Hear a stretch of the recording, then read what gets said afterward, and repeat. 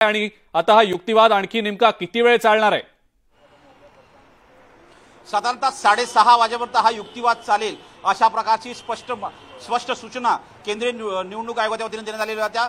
आज कुठल्याही परिस्थितीमध्ये अजित पवार यांचा युक्तिवाद संपणार आहे। अजित पवार गटाच्या वतीने जे युक्तिवाद करतायत दोन्ही वकील त्यांच्या वतीने हा युक्तिवाद करणार आहे। यापूर्वी शरद पवार गटाच्या वतीने आरोप करण्यात आला होता की यामध्ये जो प्रतिज्ञापत्र सादर करण्यात आले त्यामध्ये अनेक मृत व्यक्ती आहे, अनेक सरकारी कर्मचारी आहे, अनेक पदाधिकारी असे आहेत जे शिक्षक आहेत आणि जे नोकरी करतात अशा लोकांच्या नावांसह प्रतिज्ञापत्र दाखल करण्यात आले होते। त्यावेळेस आता मनिंदर सिंग यांनी दावा केला आहे की आमच्या कागदपत्रामध्ये कुठलीही चूक नाही आहे, योग्य पद्धतीने कायदेशीर नियमानुसार जो कायदा सांगतो त्या पद्धतीने आम्ही प्रतिज्ञापत्र तयार केलेले आहे। योग्य पद्धत त्यांनी सांगितले आहे की ज्या पद्धतीने सुप्रीम कोर्टाचे डायरेक्शन आहे त्याच पद्धतीने आम्ही शपथपत्र दाखल केले आहे आणि त्या शपथपत्रामध्ये कुठलीही चूक नाही आहे। शरद पवार जे आरोप करतात ते थोटांड आहे असाही त्यांनी स्पष्टपणे सांगितलं आहे। मनिंदर सिंग यांनी त्यांनी म्हटलंय की शरद पवार यांचे बिनबुडाचे आरोप आहे। या बिनबुडाच्या आरोपांना आम्ही उत्तर यासाठी देतोय की आम्ही योग्य आहोत, आमचाच पक्ष आहे, अजित पवार जे आहे अजित पवारांच्या नेतृत्वातील पक्ष हा मूळ पक्ष आहे असा दावा केला जातोय। आणि शरद पवार ज्या पद्धतीने बेकायदेशीर पक्ष चालवत होते तो पक्ष मनमर्जीनुसार चालवत होते असाही त्यांनी थेट आरोप केलेला आहे। अजिंक्य बरोबर आहे। प्रशांत असेच आमच्या सोबत जोडलेले रहा। आपण पाहतो युक्तिवाद करताना अजित पवार गटाकडून आता शरद पवार गटाकडनं जो युक्तिवाद झाला होता ते मुद्दे खोडून काढण्याचा प्रयत्न होताना दिसतोय।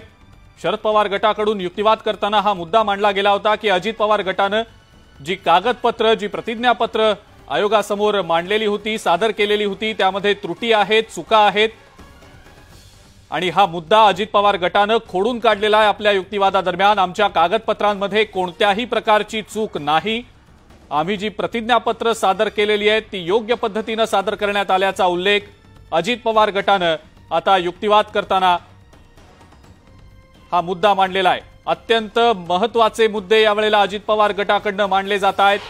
शरद पवार गटाकडनं ज्या वेळेला युक्तिवाद झालेला होता त्यावेळेला जे मुद्दे मांडण्यात आलेले होते ते मुद्दे खोडून काढले जात आहेत। आणि आणखीन एक ब्रेकिंग न्यूज आपल्यापर्यंत येते सध्या। आम्ही दिलेल्या कागदपत्रांची तपासणी करा, कॅमेऱ्यासमोरही आम्ही हे बोलू शकतो असा युक्तिवाद अजित पवार गटाकडून आता करण्यात आलेला आहे। त्यामुळे कागदपत्रांमध्ये कोणत्याही प्रकारच्या त्रुटी नाहीत, कोणत्याही प्रकारच्या चुका नाहीत। हा मुद्दा मांडताना आम्ही दिलेल्या कागदपत्रांची तपासणी करा आणि कॅमेऱ्यासमोर सुद्धा आम्ही हे बोलू शकतो अशा आशयाचा हा युक्तिवाद अजित पवार गटाकडून करण्यात आलेला आहे। प्रशांत यांच्याकडे जाऊया पुन्हा एकदा। प्रशांत, आणखीन एक महत्त्वाचा मुद्दा अजित पवार गटानं मांडलाय। बरोबर आहे, अत्यंत महत्त्वाचा। यानंतर अजून 2 ते 5 मिनिटं मनिंदर सिंग हे आहे पुन्हा आपलं वक्तव्य युक्तिवाद करणार असल्याची माहिती पुढे आलेली आहे। त्यांनी म्हटलेलं आहे की ज्या पद्धतीनं घडामोडी सुरू आहे त्या घडामोडीमध्ये त्यांनी जे दावे केलेले आहे की राष्ट्रवादी काँग्रेस पक्ष यांच्या आम्ही जे कागदपत्र दिले त्याची जर तपासणी करायची असेल तुम्ही तपासणी करावी, कॅमेऱ्यासमोर तपासणी करण्यासाठी आम्ही तयार आहोत। ज्या पद्धतीनं दावे केले जाते की खोट्या पद्धतीचे कागदपत्र आम्ही दाखल केले आहे ते कागदपत्र आम्ही दाखल केलेले नाही आहे असं त्यांनी स्पष्ट म्हटलेलं आहे। आणि या सगळ्या याच्यात जर बघितलं आपण तर बघितलं तर याच्यावरती आधारावरती महत्त्वाचं म्हणजे जर बघितलं तर योग्य पद्धतीने आम्ही प्रतिज्ञापत्र सादर केलं आहे असं त्यांनी म्हटलंय। कागदपत्रामधली कुठेही चूक नाही असंही त्यांनी दावा केलेला आहे। बरं, आपण प्रेक्षकांना पुन्हा एकदा ही ब्रेकिंग न्यूज दाखवूया। अजित पवार गटानं युक्तिवादाच्या दरम्यान आणखीही काही महत्त्वाचे मुद्दे मांडलेले आहेत। शरद पवार गटाच्या युक्तिवादादरम्यान अजित पवार गटानं जी कागदपत्र किंवा जी प्रतिज्ञापत्र सादर केलेली होती त्यात त्रुटी आहेत, चुका आहेत असा दावा करण्यात आलेला होता। मात्र अजित पवार गटानं आता आपल्या युक्तिवादादरम्यान हे सगळे दावे खोडून काढण्याचा प्रयत्न केलेला आहे। आमच्या कागदपत्रांमध्ये कोणत्याही प्रकारची त्रुटी नाही असं अजित पवार गटानं युक्तिवादादरम्यान स्पष्ट केलेलं आहे। तुम्हाला जर तपासणी करायची असेल कागदपत्रांची तर तुम्ही ती करू शकता आणि या व्यतिरिक्त आम्ही हे कॅमेऱ्यासमोर देखील सांगू शकतो असं देखील अजित पवार गटाकडून आता युक्तिवाद करताना म्हटलं गेलेलं आहे। त्यामुळे जे मुद्दे शरद पवार गटाकडनं त्यांच्या युक्तिवादादरम्यान सादर करण्यात आलेले होते, मांडण्यात आलेले होते त्या मुद्द्यांना खोडण्याचं काम अजित पवार गटाकडनं त्यांच्या युक्तिवादादरम्यान आता केलं जात आहे।